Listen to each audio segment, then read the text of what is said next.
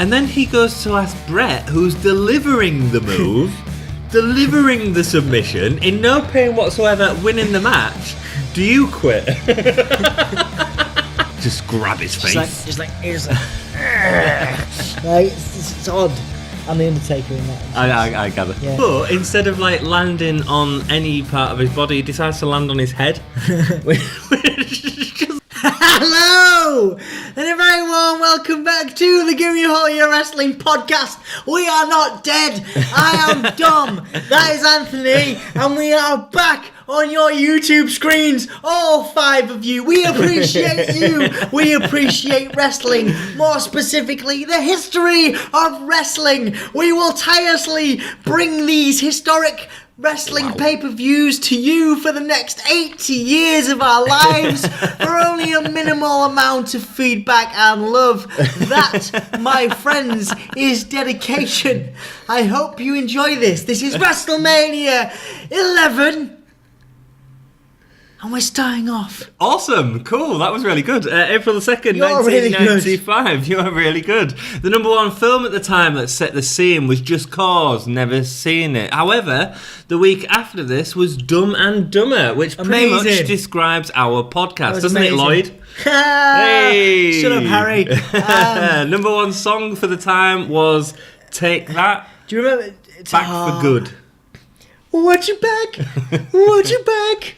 Would you back for good? So that was classic, the 90s, guys. That was the 90s. And also, Dumb and Dumber, one of the greatest films ever made. Dumb and Dumber 2 was not one of the greatest films ever made. Was that Dumb and Dumberette? Dumb and Dumberette. Dumberette. That was only like 2 years ago. Yeah, cool. McMahon had called a meeting early on in the day to say what was the meeting about. It was like, an early morning meeting for all the wrestlers. It was Vince saying to everybody, he was like, you need to be in, we're going to have a big production meeting, before the pay-per-view. Basically, the whole intention was so that everybody didn't go out and get wasted the night before. And it worked like a treat, apparently, although a few of them were still wasted. Reportedly, The Undertaker was one of them. The Undertaker... Did you hear the story? Did you hear the story when Undertaker got wasted in Hull? What, in LA's and was dancing on the podium and none of the bouncers would have thrown him off because it was a 6'6" guy. Yeah, there you go. Dancing. So The Undertaker is legendary for his drinking nights, man. Very good, very good. With his Bone Street crew. Who we're starting to see a little bit of in here as well. Karma's starting to come into the pay-per-views and stuff. You told me about that before. There was so they used to play, was it Dice or something? Bones? Right. So I think Bone Street Crew was his clique, if you like. Nice. Yeah.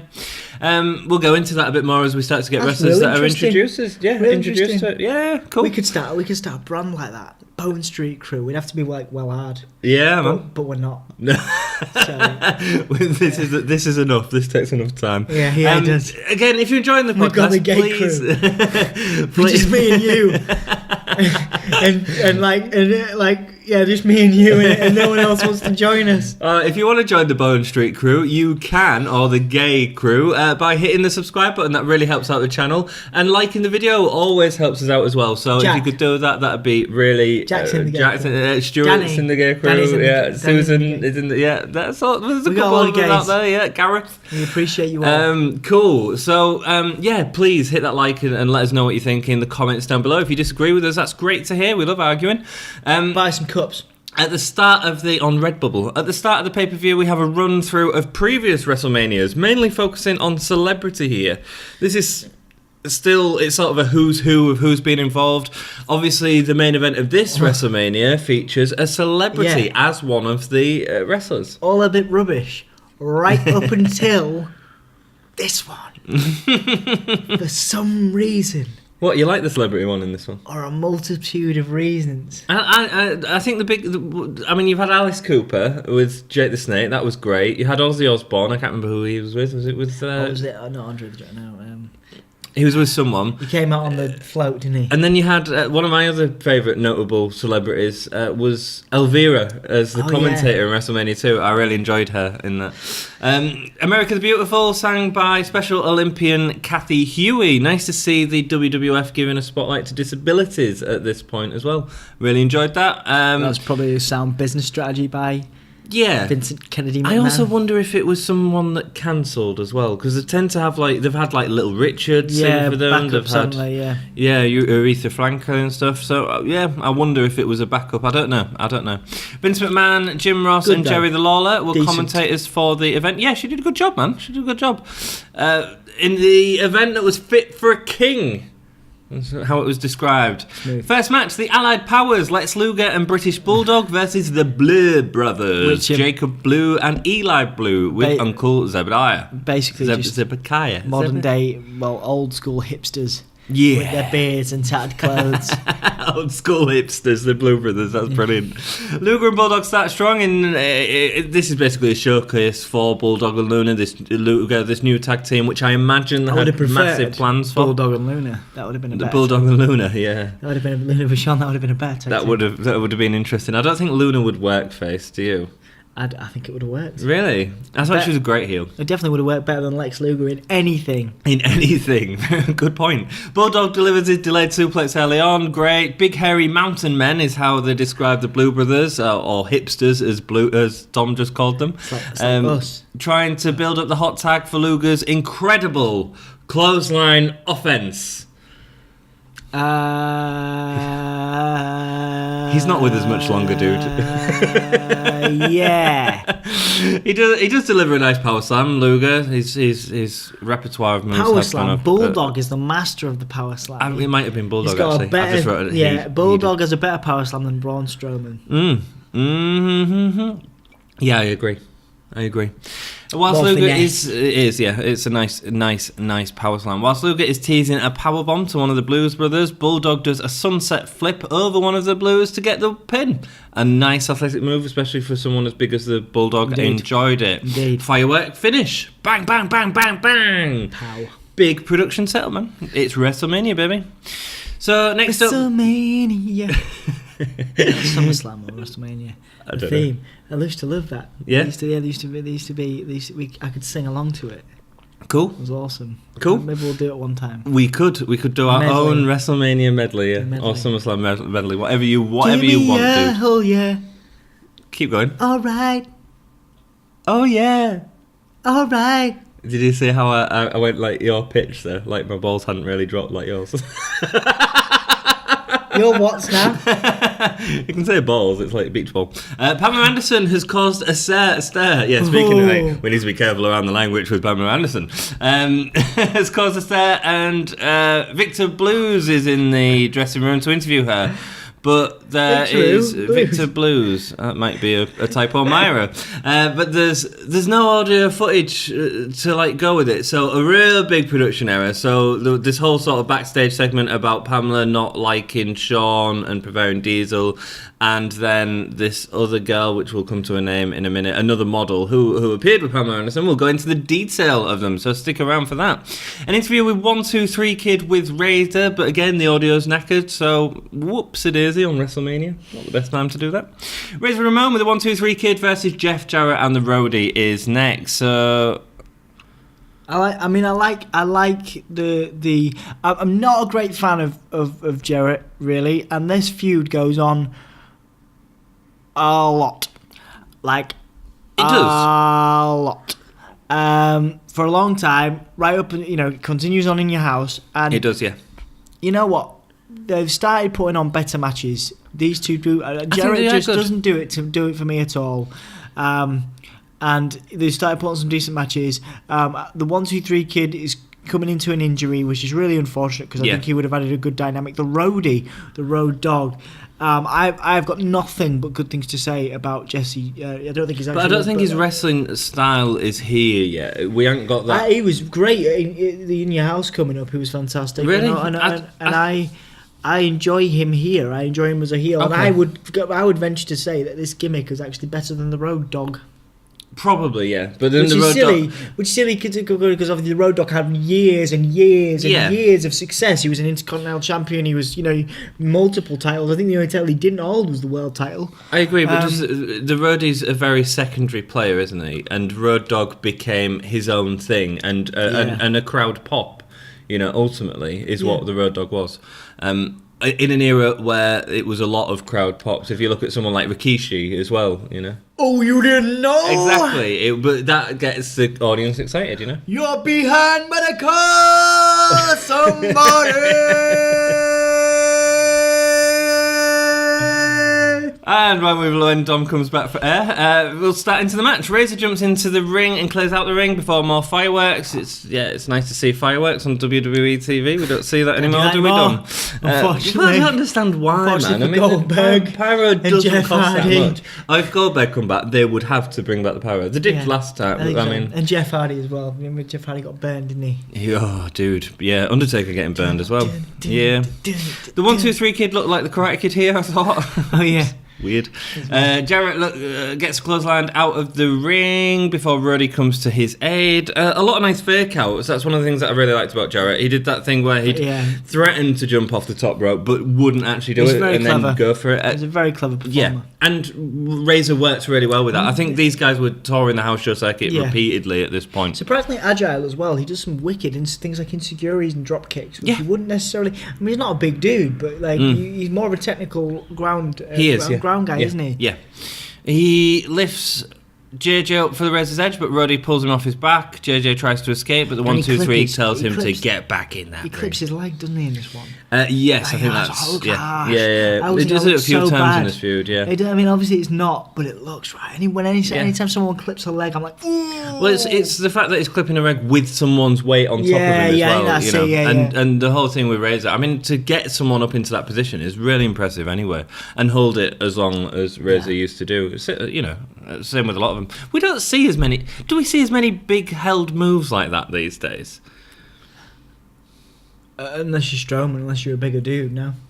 But he doesn't even really hold people up for much, does he? I mean, I know we see it... He does the delayed suplex. He takes that from Bulldog, but you're right, I'm not sure. But in terms of, like, on shoulder, I'm not on about, like, just, like, holding up like that, you know? On shoulder type stuff. We don't really... But whereas now, we've got, like, the jackknife, we've got a lot of power bombs. Yeah. You don't really see power bombs as much these days, do you? Apart from Kevin Owens, obviously, with the pop-up power bomb. Yeah, that's true. But the pop-up power bomb's not like a held thing, you know. Anyway, just an interesting observation.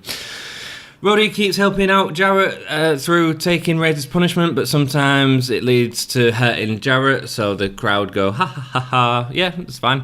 When Jerry Lawler says maneuver, have you noticed this before? I noticed it very much during this match. Whenever Jerry Lawler says maneuver, it sounds like manure. I don't get that. It does, man. It does. I'm going to pay more attention to these things. Pay more attention to Jerry Lawler's manure.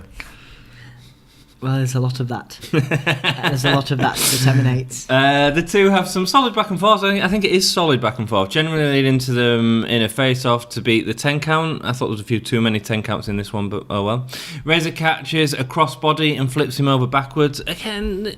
Oh, the fall-away slam. Yeah. You see, nobody does that better. No. But isn't it amazing, like, to hold someone who's jumping off a rope to be able to catch a human body? Oh, amazing. I mean, that's like, it's something that we get used to as wrestling fans, but if you actually think about the logistics of that, a lot of training. A lot of training as well. Yeah, A lot of training to take to do that, but... Then we see Jarrett starting to work over Razor's leg, as this was the leg that Roddy helped injure during the 95 Rumble. Razor gets locked into a figure 4 leg lock, but eventually manages to reverse it. Razor goes for the Razor's Edge, but Roddy comes in to take out his leg. The ref rings the bell for disqualification. The 1, 2, 3 kid dives in and delivers. I mean, 1, 2, 3 kid, that back heel kick that he does, he's great, man. Both to Road Dogg and Jeff Jarrett. Yeah, eventually they get on top of him, but Razor comes to help them out, I think. Yeah, cool. This is there's a nice little vibe here that leads well into the Union House pay-per-view. Yeah, I think the problem with the feud is that it gets a little bit samey. Yeah. And I think by the next sort of pay-per-view, it feels like the stipulation doesn't add what it really needs to do, but even though it's a handicap match. There's a new face coming into it, which will be interesting. Yeah. But, you know, like, there's some good points to this, but yeah, like I say, they've definitely overdone. They were getting to the point where it was being overdone. Okay, fair enough. Yeah, no, I can agree with that. I can agree with that. But I thought there were solid workers as well. You know, I think there were solid workers. We get the interview that we were supposed to get earlier on. So it's Jenna McCarthy who comes out, who is with Shawn Michaels now. Sid comes into the interview saying that they'll turn Diesel's dreams into nightmares. It was really funny. If you watch McCarthy's reaction to Sid as he comes in shouting, she's cowering away and cover her hands over her ears. It's actually quite funny. Because actually, if a guy was shouting like that, then wrestling promos just don't happen in real life, do they? Yeah, weird situation to be in with Sid shouting. With Sid, yeah. Yeah. Next up, we have King Kong Bundy with Dibiase versus The Undertaker with Bearer. The ultimate wrestling match of all time. The best match in Undertaker's streak, would you say? This is probably one of the worst. Next to Giant Gonzalez, this is Giant Gonzalez, and the Jimmy Snuka match isn't very good either, is it? No, surprisingly, the Jimmy Snuka match is like great. Yeah. This is really bad. I think they knew that there was no chemistry between the guys because they've been sort of building up to this. It was about spectacle, wasn't it? It was more about spectacle. Yeah, absolutely. But there is no chemistry. It's so slow. We're reminded that IRS repossessed the urn of Undertaker. Is that the power of the Undertaker? Is it the power of the Undertaker, the urn? That is originally where the power of the Undertaker was supposed to emanate from. But the amount of times he doesn't have the urn around this period. I know. There are many holes we are supposed to, as students of performance, Anthony, we are supposed to suspend our disbelief. I think there's a lot of suspension of disbelief in wrestling, especially at this time. Indeed. Larry Young, a baseball umpire, is a special guest referee. Do you know why, Dom? No, I was about to Who cares? That's Exactly. why. Undertaker goes for a very early old school before going for numerous clotheslines, which doesn't move Bundy.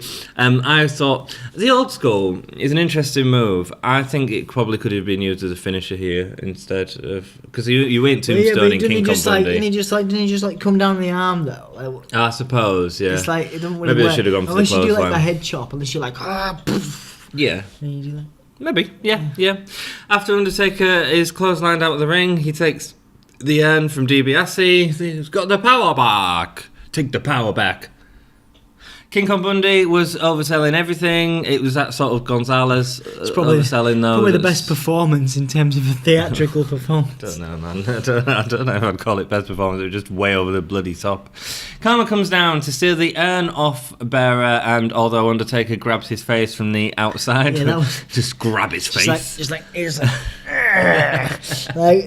odd. I'm the Undertaker in that. I gather. Yeah, Cool. That's weird.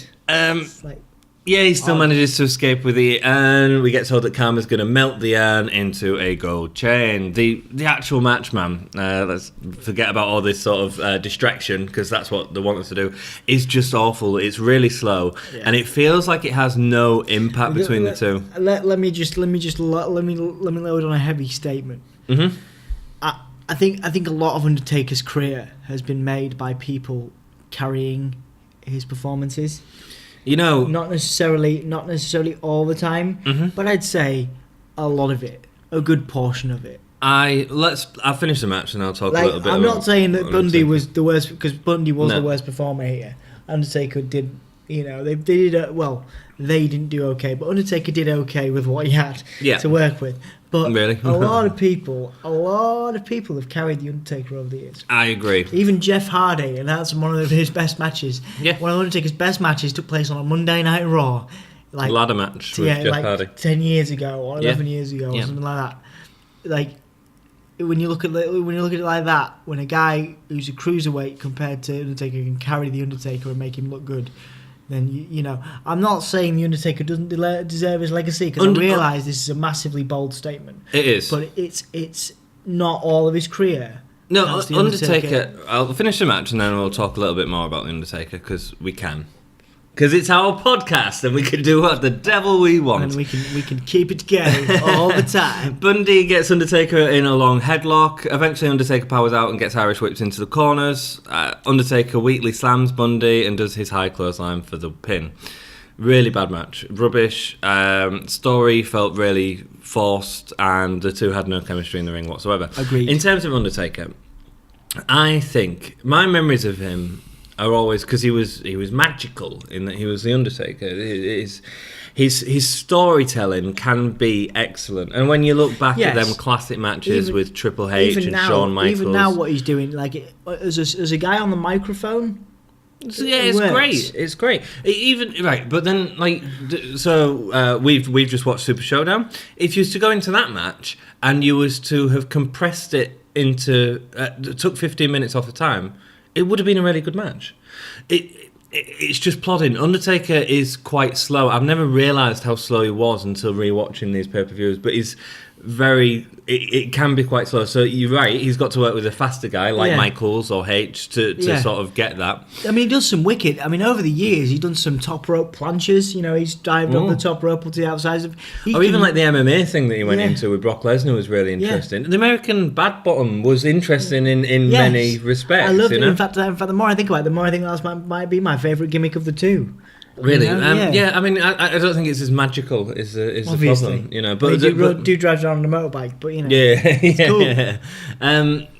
So I think Undertaker's a really interesting one. I don't think he's done anything that's really impressed me in this period of time since we've watched. I think later on. I think the Ministry of Darkness is good. It's good, but again, that a lot of that's based on storyline and other people as well. And other people, guys like Viscera, who is obviously Mabel, and even Midian. You know, these followers ended up making the Ministry of Darkness what it was, which was a scary cult-like faction. But none of it would have existed without Undertaker, because Undertaker has that presence. That central character. And that but then that blueprint has been taken on by other people, you know, and done not necessarily as effectively.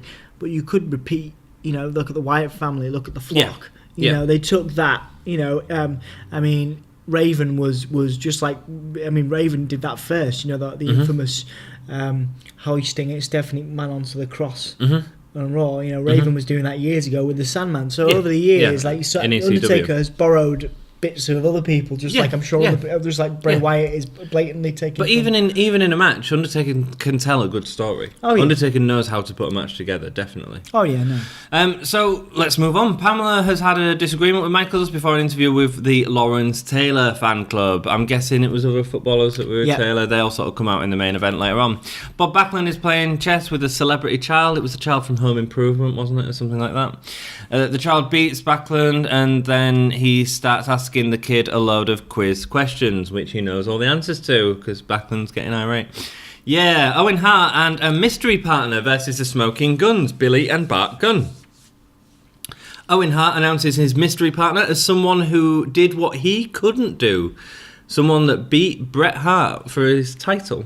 I'm glad he put that stipulation on the end, because Owen Hart did infamously beat Bret Hart at WrestleMania 10. Owen announces his mystery partner, and it's Yokozuna, who comes out with Fuji and Cornette. Yokozuna and Owen Hart. What do you think? You know what, man? The more I see them together, even though the Smoking Guns make these series of matches because they have another match in your house, the Smoking Guns they make these matches. In my opinion, Owen and Yoko are a great team. Owen carries Yoko, but Yoko does look good. The thing that I think about it, you're right, you've got that wrestling ability with Owen, which is second to none. I mean, we've said Owen's been our best performer at numerous of these pay-per-views that we've been watching. Yokozuna has the spots. He has that spot where he falls out the ring and crashes into the ring, and everyone goes, "Oh!" He has that spot where he misses in the avalanche in the corner, and them spots, as sort of weak as they are by themselves in a match, when we sort of see them all the time, when he had the sort of title reign and all that sort of slow matches, them spots in a tag team environment actually get the crowd going, and I think that's great. I think it's a really interesting dynamic, you know. Yeah, it is. I mean, it's very. It was an oddball team. It was for this time, but it worked. I think it worked for the next phase of Owen's career, and it still kept Yokozuna relevant. It did, yeah. Post his world title push. It did, yeah. The mystery partner could have been Jim the Anvil Neidhart, but he left the company early in that year. That was the original talks for the partner, which makes sense because Anvil's been helping Owen during his feud with Bret for the last year or so. It was also, they was looking at bringing another wrestler in to appear who had trained at the Hart Dungeon. Do you know who that was, Dom? Yes, I do. It was Chris Benoit. Chris Benoit. The WWF were looking at bringing Chris Benoit in at this point to team up with Owen Hart, which, wow. That would have been back at this time. Back in this time, in 1995. Wow. He was in ECW at the time. He was a champion in ECW. Yeah. Out come the line dancing cowboys, the Guns, obviously beating 1, 2, 3, Kid and Crash racing Holly. Spark Plug Holly. Spark Bob Plug. Spark Plug Holly. Spark Crash Holly came later. Plug Holly. Anthony Nalen. Continue. So they'd won the championships at Survivor Series. A couple of days later, the Guns had taken it. It was either on a Raw or a house show or something like that. I can't remember. Yokozuna waves his flags in Guns' face, looking like he was going to knock him out. The crowd were popping for the fact it was Yokozuna. It was exciting, different. And the fans do love the Yokozuna spots. That missing the elbow spot, the double drop kicks out of the ring. It's all sort of stuff that works really well in the tag team. Smoking Guns work. They were fantastic. Yeah, they were. I was talked about that already. Part. Do you know the one problem I had with Yoko and Owen going on further than just now? I don't think they needed Fuji and Cornette at all. No. You had Owen who was wonderful at the promo, and they could have just let him be the mouthpiece, in the same way to Enzo and Big Cass. Yeah, I do see your point.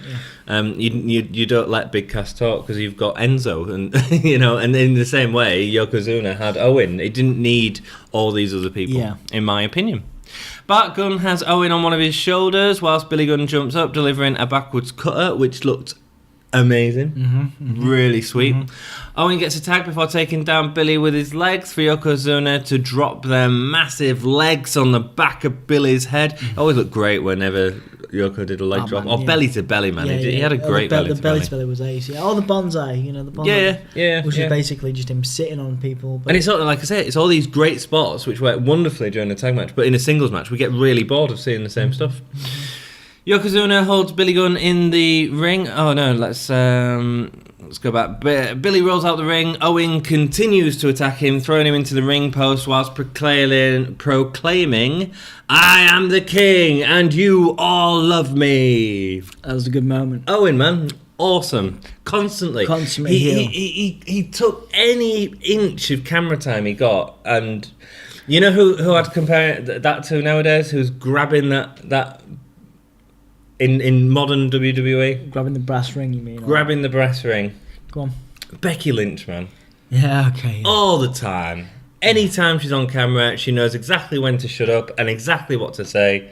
Perfect. She's brilliant. Perfect. She's brilliant. I have a lot of time for Becky Lynch. Amazing. Yokozuna holds Billy Gunn in the ring, instructing Owen to go to the top rope while he goes for a drop kick. Billy Gunn moves out of the way, leading to Yokozuna to take the full drop kick. Yeah, it must have been a difficult dropkick to deliver. I mean, the idea that you've got to...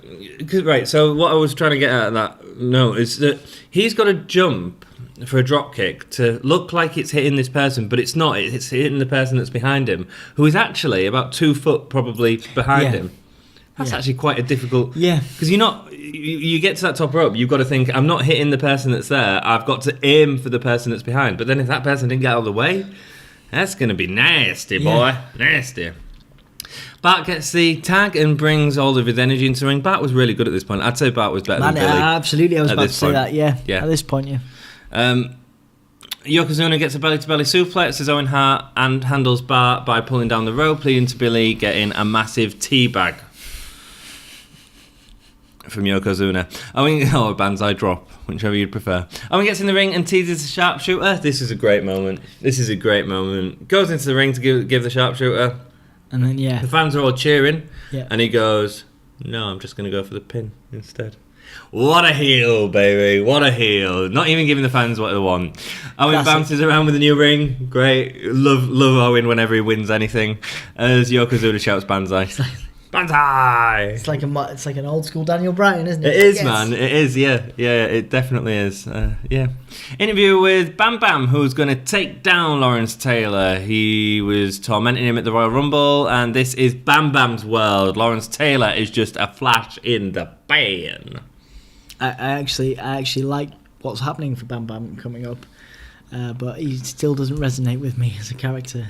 Really? Until the next pay-per-view. Okay, so you're on about when he leaves the when he's $1 million corporation. When he's fired. Yeah. But he's like, "You can't fire me! Yeah. I'll quit!" Bam, bam. Bam, bam. Did you know I had Bam Bam's autograph at one point? You told me that. I think. He was at the Ice Arena show in Hull when we went. Yeah. Nice. Sweet. Bam Bam Bigelow. Awesome. Apparently Apparently a really nice guy as well. I remember getting so emotional because I didn't get, the tap on the hand. You reach your hand out. Who did? No, that you do when you when you want. Oh, you wanted. Oh. Yeah, I got emotional. Did it ruin the show for you? No, I had a great time. Good. Well, my dad, it was a great memory. I quit. As in an I quit match on the microphone is the next match, which is Bob Backlund versus Bret Hart with special guest referee Roddy Piper. Yeah, can we just skip this? No, we can't. Right, let's talk a little bit about I quit, as in the going into the microphone. Some been incredible matches over time. It's good, yeah. Rock and Mankind, yeah. Done some really good stuff. I mean, legendary Did stuff. Stone Cold and Kane do one, or was that a First Blood? I think that was First Blood, yeah. And the whole thing was, you won't bleed because he's Kane, and you won't be able to see him bleed because he ain't got no skin. It's great. It's great. So the stipulation does work, because the whole idea of the stipulation is it's more about the wrestlers saying to the referee, get over here and ask him. Yeah. That doesn't happen at all in this match, does it? This is just Roddy Piper running around going, say it, do you quit? No. Do you quit now? No. Seconds later. We'll talk about the spots that are just madness, man. It was just a mess. Hitman starts off with the early lead and has Backlund bouncing up from an elbow drop, so he gets an elbow drop. He sits up, and Piper goes to the mic, what do you say? And he just falls back.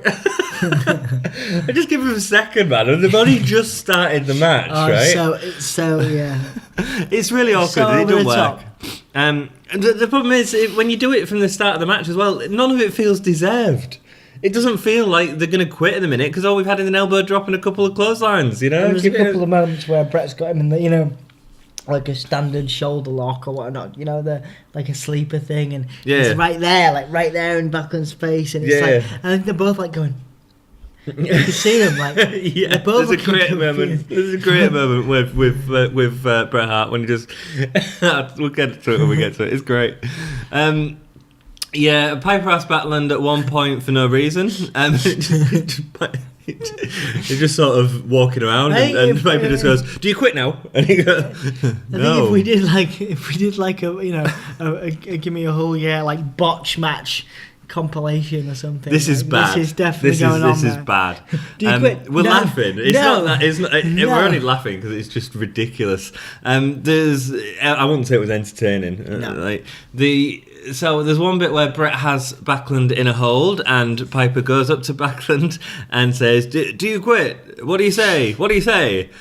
And Backlund does his no, and then he goes to ask Bret, who's delivering the move. Delivering the submission, in no pain whatsoever, winning the match. Do you quit? No, I'm okay right now. Thanks, Pipe. It's just a really very strange moment.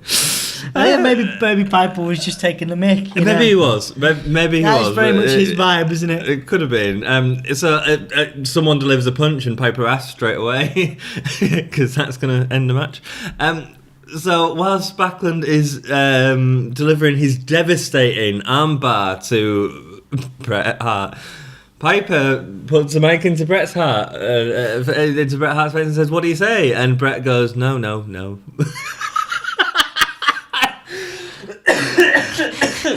it's the most nonchalant, I don't, I'm not even in any pain right now. Just shut up, go away, leave me alone. No, I'm all right. Backlund locks in the crossface chicken wing, and although Roddy has just broken up a sharpshooter attempt that happened with the rope break, he decides not to break up Backlund this time. Probably asked him, what do you say? Bret gets Backlund into a sleeper hold, and although Backlund never actually says the words "I quit," or that's certainly not audible by microphone, just like a mumble, there's just a moan. He does this kind of weird, he makes really weird sounds, does Backlund. Yeah, man. Piper rings a bell. We should move past this. Rubbish. The weakest match. Rubbish. One of the weakest matches in Bret Hart's history. He's described this as the worst pay-per-view match he's ever had. I think we discussed this. As Backlund is leaving, Jim Ross tries to interview him, Backlund. He's doing this thing where he's going, just looking confused, and he goes, I see the light. I've seen the light. And, it's sort of... He's trying to be the Ultimate Warrior, and it's like, mate, you're not the Ultimate Warrior. You can't really No, man. You're not the Ultimate Warrior in your basic blue wrestling trunks or basic red. Yeah. And your boring haircut, lack of a face. Massive, pale... He's just very pale, isn't he? He looks like, do you know, like the Famous Five kids or something? He looks like he could have been one of them. Oh man, the Famous Five, yeah. Is it Famous Five? Yeah, I think I remember. Anyway. Like a kid from an Enid Blyton. Absolutely, that's what he looks like. Yeah. An Enid Blyton boy. That was his gimmick. What was that? It was a motorbike going by. Oh my god, that was so creepy. Yeah, it was. Oh man, if it wasn't the middle of the day right now, I'd have pooped myself. Apparently we're informed that Pamela Anderson has left the building. What a shame. Interview with Diesel, who's going to show everyone why he is the World Wrestling Federation champion. Next match we have Shawn Michaels with Sid and Jenny McCarthy versus Diesel with Pamela Anderson. So, we normally go into the history of wrestlers in this podcast, and there's no new wrestlers in this pay-per-view. Well, there's a guy called Mongo Mcmichael, which I'll give you a brief insight on. He's one of the footballers. Oh, right, sweet, cool, awesome. But I didn't know he was going to do that. That's but he's brilliant. not a WWE. Cool. He's never a WWE superstar, he's a WCW superstar. Sweet, cool. Yes. But I am going to talk a little bit about Jenny McCarthy and Pamela Anderson, because what opportunity do we get to talk about two Playboy stars? Bunnies. We'll probably want bunnies. I think they were way too big to be bunnies, both of them. Both attractive young women. That's in my notes. Would you agree? That's in your what now? It's in my notes. Oh, your notes. Yeah, I made notes. Oh, you said something else. Both who had appeared in Playboy. So, the reason that we're actually talking about these is because this is sort of WWF's first sort of time that we've seen them using attractive women as a selling point for the product. Yeah. Although we've had female wrestlers in the past, it's never been sort of as overly sexualized as it is. And these two aren't wrestling. Alundra Blaze was a very attractive woman, but she was seen as a wrestler. She was seen as a workhorse of the company. Yes. Is what I'm saying. Massively. Now we're seeing two people being used for their looks and attraction. And it'd continue much more. So the reason I wanted to bring it up is because obviously we are moving into the Attitude Era slowly, and it's these points, this transformation that's sort of coming up. They're trying to do more and more to boost pay-per-view sales rates. Yeah, and to appeal to teenage boys. Which is why the in your house thing comes up. Yeah, and obviously the Attitude Era comes because they're trying to appeal to a teenage younger audience. Yeah. Because the majority of their audience till this point has been middle-aged and absolutely older people, and older men as well. Yeah, or kids, not teenage. Yeah, the teenage demographic seems to have been left out for very a lot. much similar to what World of Sport was when it came back. Geared towards families and kids, and they're trying to move past that. Yeah. And one example of that with WWF, they're soon going to get Sonny into the programming as well, which is sort of coming up, so we'll talk a bit more about it when we get to that. It wasn't the only time that McCarthy and Anderson crossed paths, though. They both appeared on the September edition of Playboy in alternative covers. So you could buy a September issue with either Pamela or McCarthy. Also, they both appeared in Scary Movie 3 in a scene together. I think it was, if I'm right, was it an imitation of the Screen? Yeah. Thing? I think. Pretty much those movies are just Screen parodies. Yeah. Jonathan Taylor Thomas, the kid from Home Improvement, is the guest timekeeper. Celebrity ring announcer Nicholas Toro. WrestleMania celebrity. Ugh. Yeah. Do we have any celebrities at this year's WrestleMania? Apart from the ones we've mentioned. In WrestleMania 34? I don't think we did we? No, I don't think Not so. Really? Was there someone in it special? It seems to have... WrestleMania seems to have moved on, is what I'm sort of getting. I mean, they had Gronkowski, didn't they, in the Battle Royale a few... Yeah, and one day we might get Shaq versus Big Show. Yeah, I think they've been trying to get him to air for many years. Probably before Big Show's 3 millionth heel turn. Big Show looks amazing these days. He does look good. He looks good. Just, I was watching the other day. Just flipping between face and heel. Big Show. Yeah, is Natalia levels of. Today I'm a heel, tomorrow I'm a face. I was watching a great Big Show match the other day, which was a Hell in a Cell. A really underrated Hell in a Cell versus... It was Vince and Shane McMahon versus DX with Triple H and Shawn Michaels. But they had Big Show as well. So a handicap match in Hell in a Cell. And it's everyone bleeds. And Vince McMahon ends up with his face in Big Show's backside.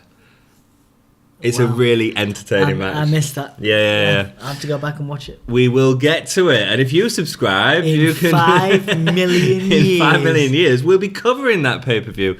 I think it was No Way Out in 2004, maybe? Nice. Yeah, cool.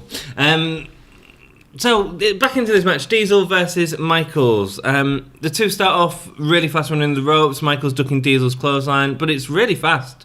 He was using the speed that he had in the Rockers, and we've not seen that from Michaels for a while in these pay-per-views, which was really good. Yeah, he's developed into much more of a tactician, a technical wrestler, but the speed was, it's good we to see. don't see as many spots of that I love to see him when he takes a bit of a risk. He's a bit of a daredevil. He is, yeah. Diesel tosses Michaels into the air for some great how before he drops to the floor, and it looked incredible. This is a great example, of a quick man versus a power guy with the high flyer as the bad guy. Yeah.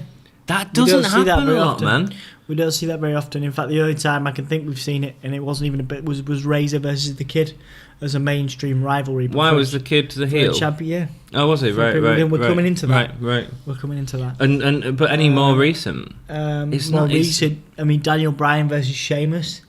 But you can't really count a 9-second match as a it's just such a weird dynamic. But actually, it really works. No, weirdly enough, Rey Mysterio. I was like, Rey Mysterio is a heel, but Rey Mysterio's only ever been a heel in WWE games. He plays a heel quite a lot in WWE games storylines. Really? What in the old Road to Glory? Like in like some of the old ones before 2K. Took it over Razor heel a couple of times, right? But never in WWE. Okay, excellent. Yeah, not something that happens, but really works. It really works. Michaels saves a great spot.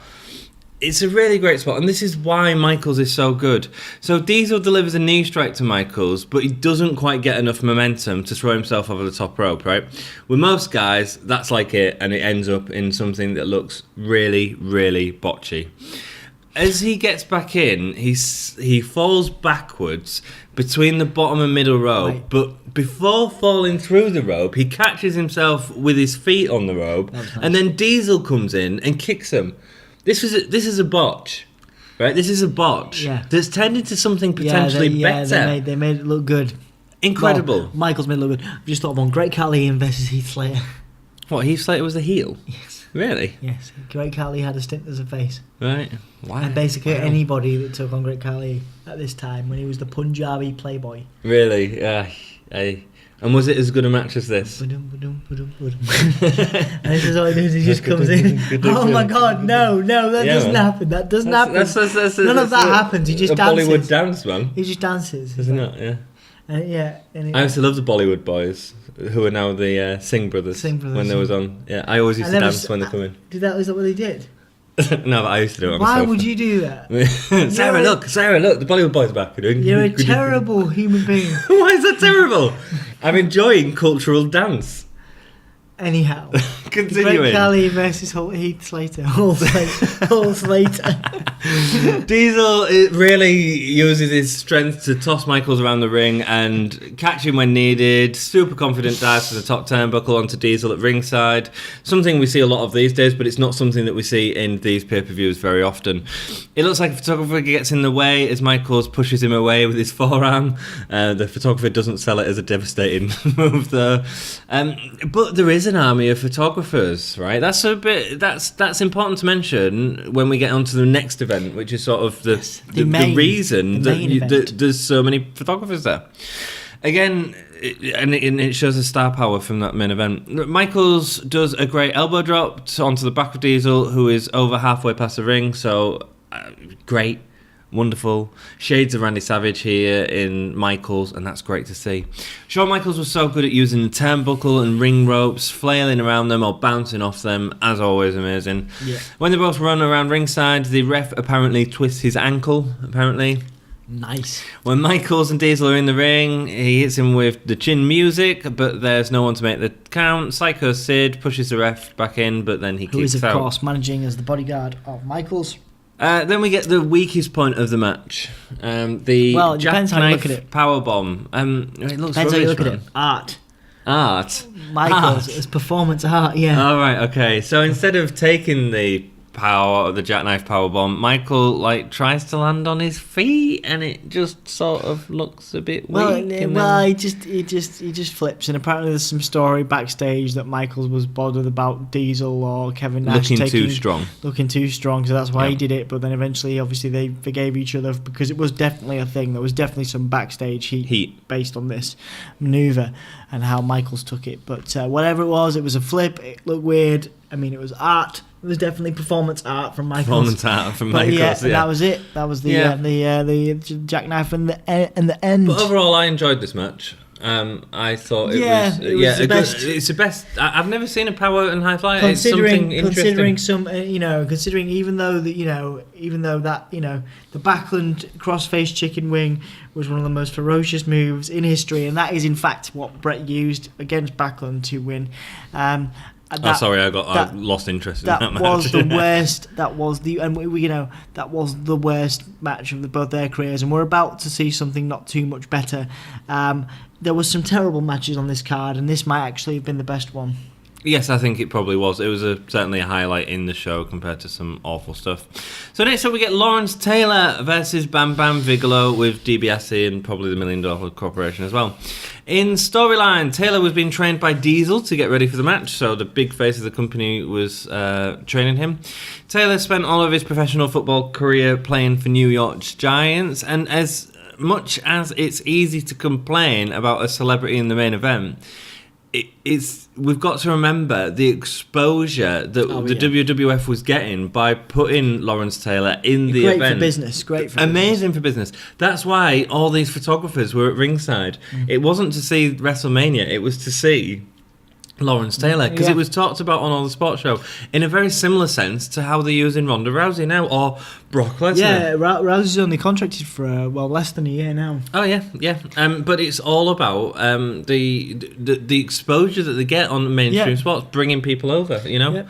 I mean, this guy was a 2-time Super Bowl champion. You know, I mean, that's he's a massive sports star.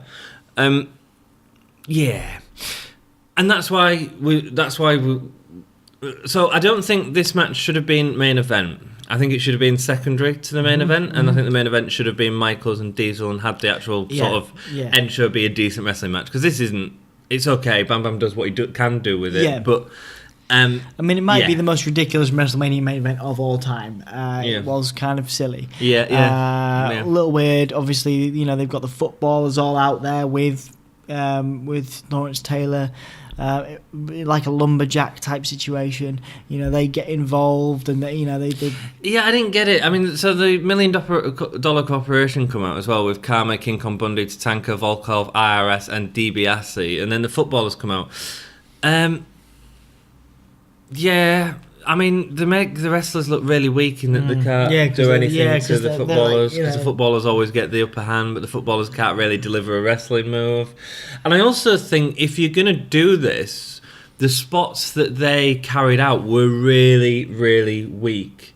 Like, if that was to save the attention from being on the match all the time, which I understand completely, because Lawrence Taylor wasn't a wrestler, then have a spot between DiBiase and a footballer you're going to talk about in a second. Have them have some sort of thing that ends up humiliating DiBiase.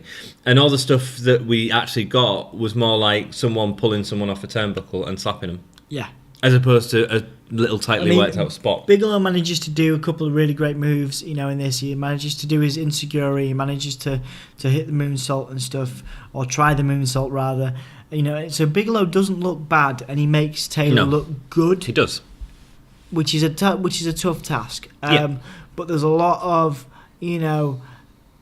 the way Taylor wins with a really silly elbow tackle off the second rope, not like Bigelow's taken like 10 times worse than that in his career. And he's knackered at the end of it. Clearly, he hadn't realised how much fortitude and stamina it takes to be a professional wrestler. Oh, man. No, he doesn't. Tell me a little bit about this footballer. So one of the guys was a guy called Steve Mcmichael, or Steve Mongo Mcmichael. He obviously accompanies Lawrence Taylor here. He joined World Championship Wrestling. He was given a contract in 1995 as a color commentator at first. He was eventually joined as an in-ring performer as a member of the Four Horsemen. Wow. He turned he in order to do that, he turned on his former tag team partner and NFL star Kevin Green. WCW was kind of looking to cash in on former NFL stars. In the same way WWF are doing now. So that and he had a pretty decent run. Given his lack of experience in a wrestling ring, he did have a moment he did have a small run with the United States title as well, when his time with the Horsemen was there, and when he was getting help from some of the best in the business. He was a US champion. Cool. And he had a decent run. But I think he was a great commentator. Yeah. And he would have been better to stay in that role, in my opinion. Really? But I've never seen him as a commentator. Have you seen Mcmichael's match? No, I don't think so. Oh, there you go. So Cool. there you go, Steve Mongo Mcmichael. Very good. Very good. So let's go into the match. First of all, Pat Patterson was the guest referee. Basically, to try and control this. As a referee. But it's a similar thing that we saw at the first... Was it the first WrestleMania where he was referee, and then the second one? He was sort of managing Mr. T, wasn't he? Yeah, he was the gatekeeper for Mr. T. And we've seen it a couple of times as well. It's interesting that they put him in that spot to make sure that everything works well. It's cool. It's an interesting wrestling fact for those of you that know Pat Patterson. Lawrence Taylor starts off with a slap, and we see a little flurry between them as Bam Bam takes a clothesline of the ring. Taylor delivers a Bulldog to Bam Bam, which Bam Bam did a great job to sell. Again, really carrying the match. He sort of jumps up, so Taylor doesn't really have to do anything, It's really clever. The crowd are well behind the match, even though it's not the best. Lawrence's selling gives me a great respect for wrestlers and the selling ability. It's not Lawrence's fault. You want a wrestler, but when you see a guy get into this, and in all power to he looks like he's having a go, and he looks like he's taking a beating, and that's the job of a wrestler. And absolutely, Lawrence Taylor gives this a good shot. But when he's selling a punch and there's sort of a delay between the sell, his selling of a Boston Crab was appalling at one point. Yeah. The Boston Crab was also half of the match. Let's be honest, the match wasn't helped at all either by one of the commentators, the owner of the company, Vince McMahon, who was just talking rubbish, man. Absolute rubbish. Bam Bam delivers a corkscrew moonsault to Taylor before selling the fact that he hurt his knee while doing it. Yeah, that would have been the win, traditionally. Yeah, normally, or the diving headbutt with Bam Bam. Taylor does a really sloppy slam. Really, and this is what I mean about Vince's commentary. Vince is selling this as a jackknife. And he does that, he's learned that from Diesel, and it's basically, it is an actual move. Cesaro does them quite a lot. Sideways slam. Yeah, but it wasn't done with any finesse whatsoever, and it certainly wasn't a jackknife. So let's not pretend it's a jackknife. And this is what I mean. I know where he got that from. And that makes sense storylines. But if you can't do that, then don't. I mean, hey. Look, Bam Bam was a big guy, It would have been difficult for Diesel to do it, who was regularly doing it. Let's not use that spot. It just looked weak, and Vince, trying to sell it as a jackknife just makes it look weaker, Taylor delivers multiple forearm smashes before diving off one of the second turnbuckle with a forearm type thing. Yeah, his landing looks awful. It's a bit like a really, really, really, really, really, really terrible phenomenal forearm. Yeah, it is. Yeah, but instead of landing on any part of his body, he decides to land on his head. I'm probably concussed by that, man. And that was why he looked so dead after it. Well, yeah, but apparently he was dead. Oh, so he gets the pin from that weird thing. The other footballers get in the ring and carry him on his shoulders. Two people have to hold his arms because he can't even lift his arms. He's exhausted, which I think shows the stamina that wrestlers have to go through. Massively. American football. I am no sports guy, and I'm not saying American football is an easy sport because it's clearly not. But American football has a lot of start and stop, doesn't it? You have a play and then you go to the next position, and I think that's demonstrated the stamina in wrestling to keep going for that sort of 10, 15 minutes. I'm not saying it's more, but it's a different sort of stamina. Nobody can really prepare, until you're actually doing it. You know what I mean? So in some respects, I appreciate this WrestleMania match for restoring my faith in wrestling. It's a bit like sometimes. and it's a bit like Big Show and Floyd Mayweather, isn't it? So ridiculous, but necessary occasionally to bring the rest of the world's eyes to what is effectively a pretend spot, pantomime, theatre, ballet. Ballet, yeah. Cool. So, best match, Dom? I'm going to say Shawn Michaels and same. Diesel. Best performer? Bob Backlund, no. No, it's not. No, it's not. It's not Enid Blyton, boy. It's not, is it? Lawrence Taylor. No. Bam Bam Bigelow. Because he deserved it. And also, did you get the note that he was? Did he get like £250,000 to do this? Bam Bam Bigelow. Oh, did he? I don't know. Yeah, he got a lot of money. Good for him. He deserved a lot of money, man. He deserved a lot of money. Get some more head tattoos. My best performer, I think probably Michaels. Without going too deep, that really impressed me. Not the flip. The botch, the thespian flip of the. No, the botch. The thespian flip. He made a botch look amazing. Oh yeah, that's awesome, man. That's cool. awesome. Cool. And your gay stars for this pay-per-view, two. I'm gonna go 1.25. It's really poor, apart from the Diesel's Michael match. And also the Smoking Guns. The Smoking Guns and Owen match, and Yoko. Smoking Guns carried that. We saw the first ever Fame Bottomer. Well done, Dom. If you're enjoying this, thank you very much for watching us. Please follow us on Facebook and Twitter, where you can find out when the next video is going to be coming out as soon as we've got it done. Indeed. And giving us a like really helps out the channel. Check out Redbubble and Patreon. Facebook, Twitter. For Twitter, we do live stuff, live event coverage from present day. Yeah, man. Facebook, we do some live predictions, and we also do fantasy booking. Yeah, you've done some really good stuff with Danny recently. The channel is exclusive to or mostly exclusive to our history of wrestling stuff. Please do support us. We do this for love, and we want your energy and acceptance and hitting adoration. That like button is wonderful. I mean, basically, support, you could just do that. That helps us so much. That's it. That just makes us feel a little bit special and warm inside. So thank you very much for watching. We hope you have enjoyed the episode. Indeed. Keep it gay.